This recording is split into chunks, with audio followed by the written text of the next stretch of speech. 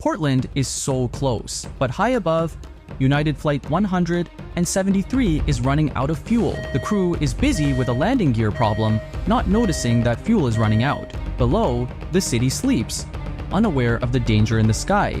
How did this flight go so wrong? And could the crash have been stopped? Stay with us to find out what really happened.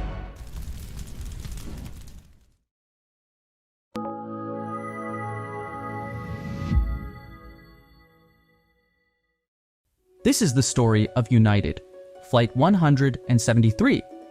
It's a calm winter evening on December 28, 1978. United Airlines Flight 173, coming all the way from Denver, Colorado. After a 2-hour and 30-minute flight, United Flight 173 is now approaching Portland.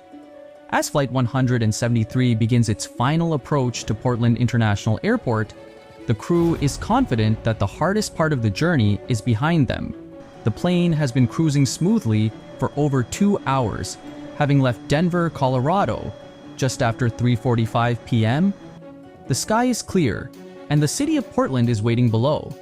But just as Captain Malburn Buddy McBroom and his crew prepare for landing, an unexpected issue shakes the plane. A strange vibration ripples through the cabin as the landing gear lowers. It's more than just a minor disturbance.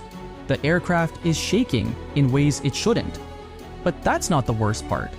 The green light that should confirm the landing gear is locked in place, refuses to come on. The cockpit is suddenly filled with tension. The crew doesn't know if the landing gear is securely in position, and without that green light, they can't be sure the plane is ready for a safe landing. Concern grows in the cockpit. The decision is made to enter a holding pattern, circling above Portland while they troubleshoot the issue. With no clear answer in sight, the crew begins to prepare for a possible emergency landing, consulting manuals and checking instruments.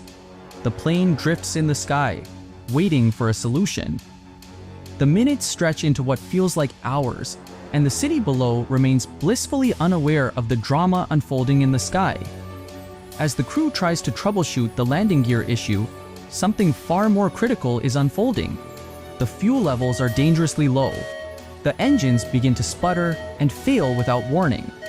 The first sign of disaster strikes as engines 3 and 4 go silent.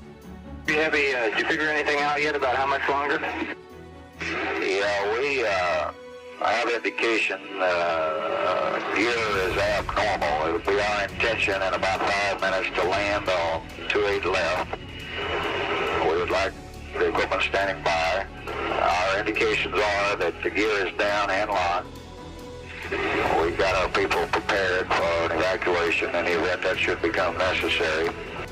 United 173 is going to turn toward the airport and come on in.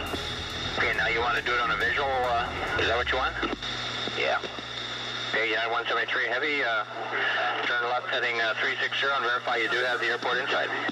We do have the airport inside, 163 Heavy, 173 Heavy. Now 173 Heavy is cleared visual approach, runway 28 left. Cleared visual, 28 left. How far you show us from the field? I'd call it 18 flying miles. All right. The distance now. 12 flying miles from here. United 173 Heavy, Mayday, Mayday. The engines are flaming out. We're going down. We're not going to be able to make the airport. United 173 Heavy, Roger. We've lost number 3 and 4 engines. We're running on fumes now. We need help. We're not going to make it, Doc. The cockpit falls into a tense silence as the crew tries to assess their options, but there's no time left. They need to make a decision now, and it's clear. The plane is running out of power. United 173, copy. You're coming up short. Can you maintain control? But it's too late. The remaining engines sputter and flame out. The plane is falling, now a dead weight in the air, with no power to reach the runway.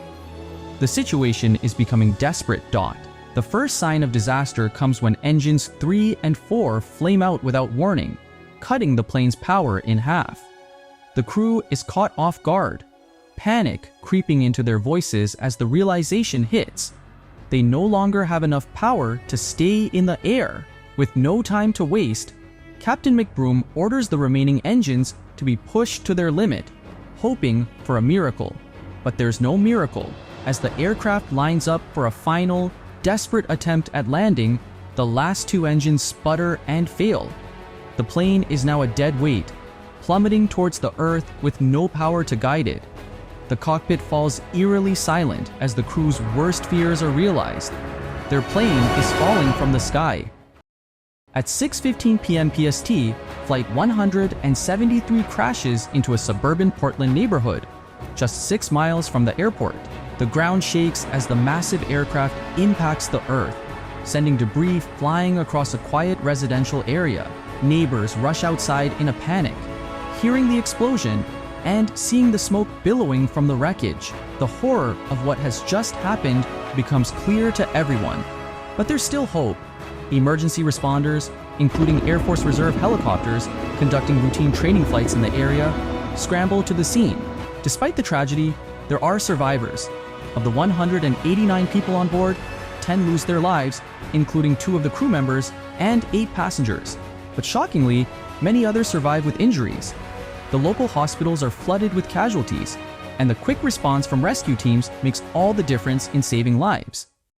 The investigation into United Airlines Flight 173 paints a sobering picture of what happens when a simple mechanical issue spirals into a catastrophe.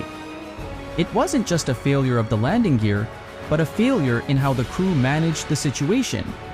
Their focus on one problem, while neglecting the critical issue of fuel, led to one of the most tragic aviation accidents in history. The NTSB's findings are a stark reminder that effective teamwork and communication in the cockpit are crucial for preventing disaster. The breakdown in cockpit resource management on this flight ultimately cost lives, and it highlighted the importance of addressing human factors in aviation safety. But the mystery doesn't end there. Could this disaster have been avoided if the crew had been better trained in managing multiple issues at once? Or if the fuel gauges had provided clearer information? These questions still linger in the minds of investigators and aviation experts alike. But what's even more shocking is what investigators discovered about the impact this crash had on aviation safety and crew training. What happened next completely changed how flight crews were trained, ultimately leading to the development of crew resource management as a crucial part of flight safety protocols. What do you think? Could this disaster have been avoided with better crew communication and training? Share your thoughts in the comments below. Let's start a conversation about the lessons we can learn from this tragic event.